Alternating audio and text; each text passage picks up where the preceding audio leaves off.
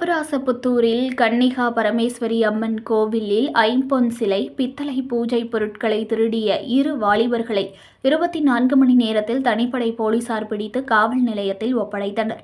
மயிலாடுதுறை மாவட்டம் தரங்கம்பாடி தாலுகா பொறையார் காவல் எல்லைக்கு உட்பட்ட அப்பராசபுத்தூரில் ஸ்ரீ கன்னிகா பரமேஸ்வரி ஆலயம் அமைந்துள்ளது. இவ்வாலயத்தில் கடந்த 8/11/2025 இரவு பூட்டப்பட்டிருந்த கோவிலின் முன்கதவை அடையாளம் தெரியாத மர்ம நபர்கள் உடைத்து உள்ளே இருந்த சுமார் 70,000 ரூபாய் மதிப்பிலான 1.5 அடி உயரமுள்ள ஐம்பொன்னாலான அம்மன் சிலை மற்றும் பித்தளை பொருட்களை கொள்ளையடித்து சென்றனர். இச்சம்பவம் தொடர்பாக கோவில் அர்ச்சகர் ராமலிங்கம் என்பவர் பொறையார் காவல் நிலையத்தில் அளித்த புகாரின் அடிப்படையில் பொறையார் காவல் நிலையத்தில் குற்ற வழக்கு பதிவு செய்யப்பட்டது. சிசிடிவி காட்சிகளின் அடிப்படையில் கொள்ளை சம்பவத்தில் ஈடுபட்ட மர்ம நபர்களை கைது செய்ய பொறையார் காவல் ஆய்வாளர் அண்ணாதுரை மேற்பார்வையில் உதவி ஆய்வாளர் அசோக்குமார் மற்றும் சிறப்பு உதவி ஆய்வாளர் நரசிம்ம பாரதி ஆகியோர்கள் தலைமையில் 2 தனிப்படைகள் அமைக்கப்பட்டன.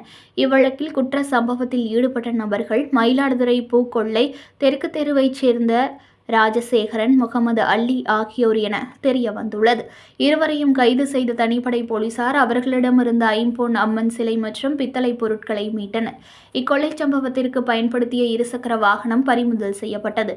போதைக்கு அடிமையான கூட்டாளிகளான இருவரும் சேர்ந்து பல கோவில்களின் உண்டியலை உடைத்து காணிக்கைகளை திருடி அதனை வைத்து மது அருந்தி மகிழ்ச்சியாக இருந்ததும் சிலையை திருடி சிக்கிக் கொண்டதும் தெரிய வந்தது. இவ்வழக்கில் சிறப்பாக செயல்பட்டு எதிரிகளை கண்டுபிடிக்கவும் வழக்கின் சொத்துக்களை மீட்கவும் அலுவல் புரிந்த தனிப்படையினரை மயிலாடுதுறை நாகப்பட்டினம் மாவட்ட காவல் கண்காணிப்பாளர் செல்வக்குமார் வெகுவாக பாராட்டினார்.